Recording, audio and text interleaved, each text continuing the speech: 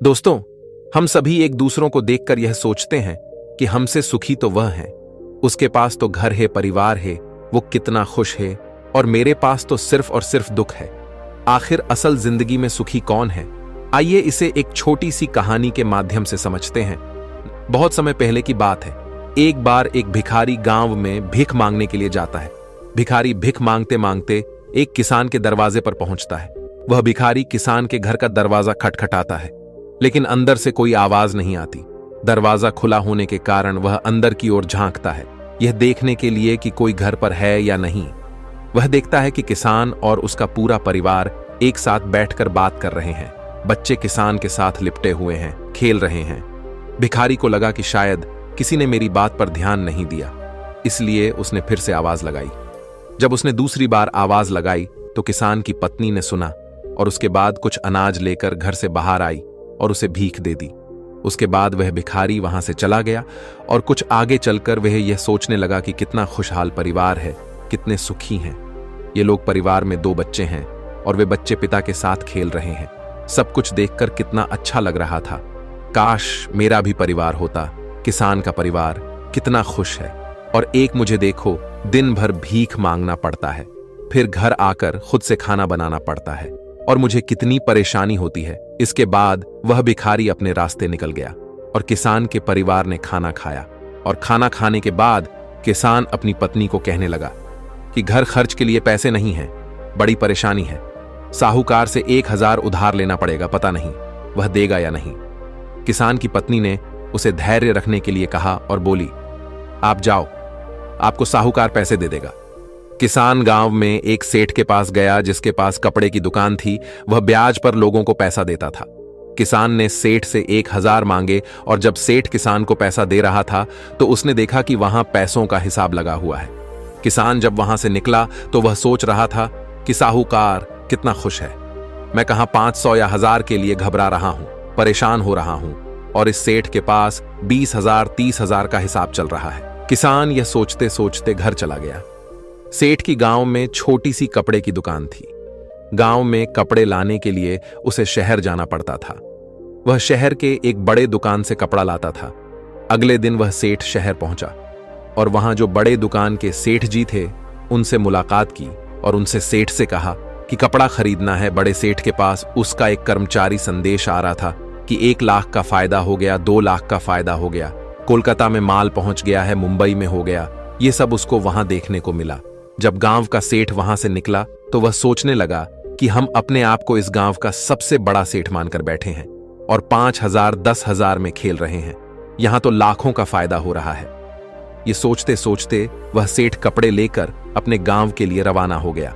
इसके बाद बड़े सेठ शहर वाला सेठ के पास उनका नौकर आया और बोला, 1 उतार आया है मालिक, 7 लाख का घाटा हो गया है। सेठ जी का दिमाग ठनक गया। तभी दूसरा नौकर आया और बोला, आज आपको दावत में जाना है। अपने जो राय बहादुर साहब हैं उनके यहां दावत है। लॉर्ड साहब आने वाले हैं, आप तैयार हो जाइए। हमने मोटर गाड़ी लगा दी है। सेठ जी दुखी मन से तैयार हुए और गाड़ी में बैठ गए, और कुछ देर के बाद सेठ जी राय बहादुर के घर पहुंच गए। वहां दावत सजी हुई थी। बड़े बड़े सेठ आए हुए थे। सेठ जी के लिए तो बैठने तक की जगह नहीं थी। जैसे तैसे इनको कुर्सी मिली। उसके बाद सेठ जी देखने लगे कि कमिश्नर आ रहा है, कलेक्टर आ रहा है, बड़े बड़े अधिकारी साहब आकर मिल रहे हैं।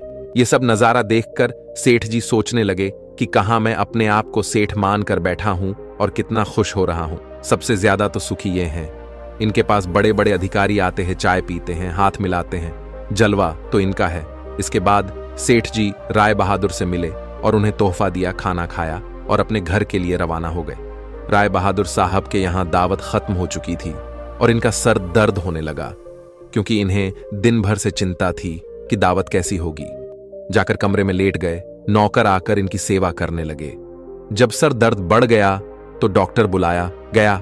तभी राय बहादुर साहब के पास एक संदेश आया जिससे मालूम चला कि व्यापार में घाटा हो गया है। अब उनका सर दर्द और भी बढ़ गया। राय बहादुर ने अपने नौकरों से कहा, क्या जिंदगी है, बड़े बड़े अधिकारी को चाय पिलानी पड़ती है, पार्टी रखनी पड़ती है, वह सब करते हैं, इसीलिए हमें भी दावत रखनी पड़ती है, वरना कौन इतना सर दर्द मोल ले। तभी उन्होंने देखा कि खिड़की से एक भिखारी जा रहा था जो अपने हाथ में डंडा लेकर गाना गा रहा था। राय बहादुर साहब ने नौकरों से कहा, देखो, जिंदगी में खुश तो ये है, सुखी तो ये है, इसको कोई चिंता नहीं है, ना घाटे की ना फायदे की। यह वही भिखारी था जो किसान को सुखी मानता था, खुश मानता था। दोस्तों, हर इंसान खुश तो है, लेकिन वह अपने से धनवान व्यक्ति को देखकर दुखी हो जाता है और उसे लगता है कि सिर्फ धनवान व्यक्ति ही खुश और सुखी है। लेकिन धनवान होने के अर्थ यह नहीं कि वह व्यक्ति सुखी भी है। अगर आप जीवन में खुश और सुखी रहना चाहते हैं तो अपने से धनवान की ओर ना देखें, क्योंकि हो सकता है जो जीवन आप जी रहे हो वैसा जीवन पाने के लिए भी कुछ लोग तरस रहे हो। दोस्तों, दूसरी शिख जो हमें इस कहानी से लेनी चाहिए, जो हमें अपने आप से रूबरू करवाती है और हमारी असलियत दिखाती है कि हम जैसे हैं वैसे ही अच्छे हैं। एक छोटे से गांव में एक व्यक्ति रहता था जो पहाड़ से पत्थर तोड़ने का काम करता था। उस व्यक्ति को अपनी जिंदगी से कोई शिकायत नहीं थी। पूरे मेहनत और लगन से दिन भर काम करता और शाम को काम खत्म होने के बाद जो भी पैसा मिलता उसे लेकर अपने घर आता और अपने परिवार वालों के साथ कुछ समय व्यतीत करता था और फिर चैन से सो जाता था। ऐसा करते हुए उसे कई साल बीत गए थे। हर दिन की तरह वह अपना काम खत्म करके घर वापस जा रहा था। रास्ते में चलते चलते उसके मन में एक ख्याल आया कि यह भी कोई जिंदगी है। मैं सुबह से शाम तक पत्थर तोड़ने का काम करता हूं और शाम में मुझे थोड़े से पैसे मिलते हैं, जिससे मुश्किल से मेरे और मेरे परिवार का गुजारा हो पाता है। शायद आज मुझे कहीं से कुछ ऐसी शक्ति मिल जाए जिससे मैं जो चाहूं वह पूरा हो जाए। वह घर गया, खाना खाया, लेकिन उसका ध्यान खाने की ओर नहीं था। उसके दिमाग में बस एक ही ख्याल था कि काश मुझे कोई ऐसी अलौकिक शक्ति मिल जाए जिससे मैं जो चाहूं हासिल कर सकूं। वह इस बात को सोचते सोचते सो गया। फिर नींद आने के बाद उसे एक सपना आया। सपने में उसने देखा कि वह रोज की तरह अपना काम खत्म करके घर लौट रहा था। तभी रास्ते में उसे एक बहुत बड़ा घर दिखा।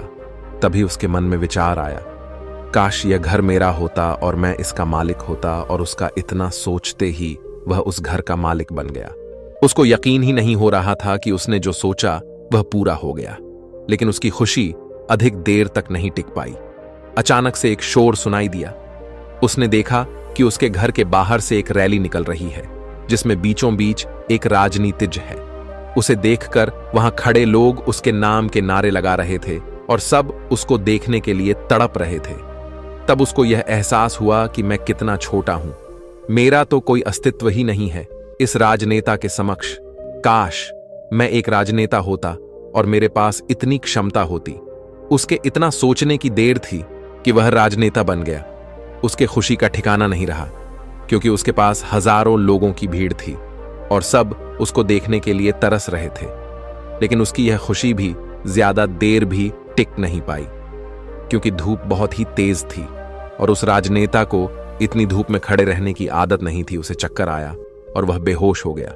फिर उसे एहसास हुआ कि यह राजनेता सबसे ताकतवर नहीं है, ये जो सूरज है ये सबसे ताकतवर है। उसके मन में आया कि काश मैं सूरज होता, मेरे आगे कोई टिक नहीं पाता। उसको इतना सोचने की देर थी और वह सूरज बन गया। वह खुशी से पागल हो गया। पूरी दुनिया को यही रोशन कर रहा था। दुनिया में ऐसा कोई इंसान नहीं था जो उसकी रोशनी को रोक सके। लेकिन उसकी यह खुशी भी टिक नहीं पाई, क्योंकि कुछ ही समय बाद आसमान में काले बादल आए और रोशनी को रोक दिया। फिर उसको एहसास हुआ कि कोई है जो मेरी रोशनी को भी कोई रोक सकता है। उसके मन में यह ख्याल आया कि काश मैं बादल होता, और वह बादल बन गया। उसको ऐसा लग रहा था कि वह आसमान में उड़ रहा है और वह जहां चाहे वहां जा सकता है। लेकिन कुछ देर बाद एक हवा का झोंका आया जो उसे उड़ा ले गया। उसे एहसास हुआ कि बादल सूरज की रोशनी को रोक सकता है, लेकिन हवा को नहीं, क्योंकि यह हवा उसे बहा कर ले गई। फिर उसके मन में यह विचार आया कि काश मैं हवा होता, और वह हवा बन गया। हवा बनने के बाद उसने अपने अंदर एक अलग सी ऊर्जा महसूस की और सोचा कि मैं जिसको चाहूं उसे उड़ाकर ले जा सकता हूं। उसको यह विश्वास होने ही वाला था कि इस दुनिया में सबसे ताकतवर मैं हूं। लेकिन तभी उसके सामने एक पहाड़ आया। उसने पूरी ताकत लगा दी, लेकिन उस पहाड़ को नहीं हिला सका। उसको यह एहसास हुआ कि कोई है जो हवा से ज्यादा शक्तिशाली है, जिसमें हवा को रोकने का भी दम है। फिर उसके मन में यह ख्याल आया कि काश में पहाड़ होता और वह पहाड़ बन गया, लेकिन हर बार की तरह उसकी खुशी ज्यादा देर तक नहीं टिक पाई। एक जानी पहचानी आवाज उसे सुनाई दी और साथ ही साथ उसको दर्द होने लगा, जैसे कि कोई है जो उसे तोड़ रहा है, मार रहा है। तब वह दर्द से चीखने लगा और उसके मन में आया, मैं वह बन जाऊं जो पहाड़ को तोड़ने का दम रखता है। लेकिन इस बार उसकी यह ख्वाहिश पूरी नहीं हुई। वह चीखने लगा, चिल्लाने लगा, अपनी पूरी ताकत लगा दी, लेकिन इस बार वह नहीं बन पाया। उसका दर्द बढ़ता ही चला जा रहा था। उस दर्द के कारण उसकी नींद खुली तो उसके सामने एक शीशा था। उस शीशे में खुद को देखा तो समझ आया कि मैं वह क्यों नहीं बन पा रहा था जो बनना चाह रहा था, क्योंकि असलियत में मैं वही हूं। दोस्तों, किसी से कुछ सीखना अच्छी बात है, लेकिन अपना अस्तित्व को भुलाकर किसी और के अस्तित्व को अपना लेना खुद का एवं साथ ही उस ईश्वर रूपी कारीगर का भी अपमान करना होता है, जिसे आपको सबसे अलग बनाया है। हम भूल जाते हैं कि हम सभी में एक ऐसी खासियत होती है जो हम सबको खास बनती है। बस उसे हमें खुद के अंदर तलाश करना होता है। इसलिए आप जैसे भी हैं, आप अच्छे हैं। आपको किसी के भी जैसा बनने की कोई जरूरत नहीं है। आप जैसे भी हैं, सर्वश्रेष्ठ हैं। अगर आपको कुछ बनना है तो अपने आप को पहचाने, अपनी क्षमताओं को पहचाने और अपना श्रेष्ठ संस्करण बने। और तिच्छारी सिख जो हमें इस कहानी से सीखनी चाहिए, एक गांव में एक राजा था जिसने अपने जीवन काल में कई लड़ाइयां जीती और काफी हद तक अपने साम्राज्य का विस्तार किया था, क्योंकि समय के साथ राजा की सूझबूझ और साहस के कारण साम्राज्य बढ़ता गया। राजा या तो अपने शत्रुओं को परास्त करके वहां अपने साम्राज्य का झंडा गाड़ देता था, या फिर शत्रु स्वयं उसके सामने आत्मसमर्पण कर देता था। साम्राज्य के अंदर भी सुख और शांति का माहौल था। लोग बिना किसी डर के खुशी से रहते थे। इसी तरह उनका जीवन अब 56 वर्ष का हो गया था। राजा बहुत खुशी और धूमधाम के साथ रहता था, लेकिन अब वह वयस्क हो चुका था। उसका एक ही बेटा था जिसकी उम्र सिर्फ 16 साल की थी। राजा जानते थे कि इतने बड़े साम्राज्य पर शासन करने के लिए उम्र से ज्यादा समझदारी और कुछ महत्वपूर्ण बातें मायने रखती हैं। जो इन बातों को अपना लेता है वह इतने बड़े साम्राज्य पर आसानी से शासन कर सकता है। तभी एक दिन राजा ने अपने बेटे को अपने कक्ष में बुलाया और कहा कि सुनो बेटा, ऐसा नहीं होता। इससे कोई फर्क नहीं पड़ता कि आप 16 साल के हैं या 56 साल के। दुनिया आपकी हैसियत के मुताबिक आपकी इज्जत करेगी। हर कोई चाहता है कि लोग उसकी इज्जत करें, उसे मजबूत समझे, लेकिन यह इतना आसान नहीं है। अगर आप चाहते हैं कि लोग आपका सम्मान करें तो सबसे पहले यह याद रखें, कभी भी किसी से आपका खुद का सम्मान करने के लिए ना कहे, किसी से सम्मान की भीख ना मांगे। ये कमजोरी की निशानी है, क्योंकि सम्मान लोगों के लिए एक शक्ति है। आप बने इतना अनमोल और शक्तिशाली ताकि उन्हें आपका सम्मान करना पड़े। क्या आप जानते हैं लोग समुद्र का सम्मान क्यों करते हैं? क्योंकि वह किसी को भी उसका सम्मान करने के लिए नहीं कहता है। समुद्र की शक्ति से प्रभावित लोग उसका सम्मान करते हैं क्योंकि वह शक्तिशाली है। लोगों के मन में समुद्र के प्रति सम्मान के अलावा आपके पास उस तरह की ताकत बनने का कोई और तरीका नहीं है ताकि लोगों को किसी भी स्थिति में आपका सम्मान करना पड़े। इसके लिए आप स्वयं को जीवन के हर पहलू में मजबूत और शक्तिशाली बनाएं। अपना वादा हमेशा पूरा करें, इससे आपको स्वचालित रूप से सम्मान मिलेगा। साथ ही दयालु बने और दूसरों का भी सम्मान करें। ये याद रखें कि हमेशा दूसरों से सीखते रहे। कुछ ना कुछ घटित होता रहता है। आप कभी भी सब कुछ नहीं जान सकते। जीवन की वास्तविक शिक्षा भी वास्तविक जीवन से ही मिलती है। युवावस्था में आप जितनी अधिक चुनौतियों का सामना करेंगे, आप उतने ही अधिक मजबूत बनेंगे। आने वाले समय में आप और अधिक प्रगति करेंगे। ये जीवन का वह समय है जहां आपको लड़कियों के प्यार में नहीं पड़ना है, बल्कि खुद को मजबूत बनाने पर ध्यान केंद्रित करना है। जब आप एक अनमोल और शक्तिशाली व्यक्ति बन जाएंगे, ताकि जब आप बनना चाहें तो यह अपने आप आ जाए। अपने जीवन में बेहतरी लाएं और आगे बढ़ना शुरू करें तो कुछ लोग आपको पीछे खींचने की कोशिश करेंगे। यह लोग आपके मित्र या परिवार में से कोई भी हो सकते हैं, या आपके सपनों का मजाक उड़ाएंगे, या आपको ऐसी आदतें अपनाने के लिए कहेंगे जिससे आपका समय और ऊर्जा बर्बाद होती है, क्योंकि वे आपको आगे बढ़ते नहीं देखना चाहते हैं। वे आपकी प्रगति से ईर्ष्या करेंगे क्योंकि उनकी कमजोरी और आलस्य के कारण वे काम करने में असमर्थ हैं। वह नहीं चाहते कि आप ऐसा कर सकें। साथ ही लोग आपको पीछे खींच लेंगे, क्योंकि कुछ दोस्ती सिर्फ थोड़े समय के मनोरंजन के लिए बनाई जाती है। इसलिए जब आप उन चीजों को करना बंद कर देंगे तो उनका मजा कुछ समय के लिए कम हो सकता है जो वह आपके साथ बिताते थे। इसीलिए वे आपको पीछे खींचने की कोशिश करेंगे और आपको अपने जैसा बना देंगे। यदि आप सोच रहे हैं कि मुझे इतना त्याग क्यों करना चाहिए, जीवन आराम से जीना चाहिए, इसलिए यह याद रखें कि यदि अपने लक्ष्य के लिए अपनी इच्छा नहीं छोड़ेंगे तो आपको अपने लक्ष्य का बलिदान देना होगा। यदि आप लक्ष्य के लिए हार नहीं मानेंगे और कुछ समय के लिए मौज मस्ती में फंस जाएंगे तो जीवन के अंतिम चरण में आपको पछताना पड़ेगा। राजा ने अपने बेटे से आगे कहा, जब आप लक्ष्य के लिए काम करना शुरू करेंगे तो आपको ऐसे नए लोग मिलेंगे जो आपको समझेंगे और आपको आगे बढ़ने में मदद करने के लिए तैयार होंगे। इसलिए उन लोगों को प्राथमिकता देना शुरू करें जो आपके मूल्यों और लक्ष्यों के साथ संरेख हो। बस उन लोगों से दूर हो जाएं जो आपको रोक रहे हैं और उनके साथ रहकर आपका भविष्य अद्भुत हो। बुरे लोग आपके परिवार के सदस्य और दोस्त भी हो सकते हैं, इसलिए उनसे दूर से ही प्यार करें और अपना प्यार रखें। लक्ष्य पहले, इसके लिए आपको सफल आदतें अपनानी होंगी। कई बार आपको दूसरी जगह जाकर रहना पड़ता है। आपको भी अकेलापन महसूस हो सकता है, लेकिन यह बुरा नहीं है। कुछ समय अकेले रहे अच्छा है, क्योंकि इससे यह समझने में मदद मिलती है कि आप वास्तव में कौन हैं और आप जीवन में क्या हासिल करना चाहते हैं। दोस्तों, यह कहानी हमें सिखाती है कि हर इंसान खुश तो है, लेकिन वह अपने से धनवान व्यक्ति को देखकर दुखी हो जाता है और उसे लगता है कि सिर्फ धनवान व्यक्ति ही खुश और सुखी है। लेकिन धनवान होने के अर्थ यह नहीं कि वह व्यक्ति सुखी भी है। अगर आप जीवन में खुश और सुखी रहना चाहते हैं तो अपने से धनवान की ओर ना देखें, क्योंकि हो सकता है जो जीवन आप जी रहे हो वैसा जीवन पाने के लिए भी कुछ लोग तरस रहे हो।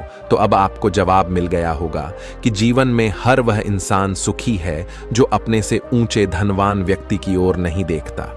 हमारे अंदर क्या खूबी है, क्या विशेषता है, यह हम कभी समझ ही नहीं पाते हैं। आज जिसको देखो वह किसी और के जैसा बनना चाहता है, वह किसी और की जिंदगी जीना चाहता है।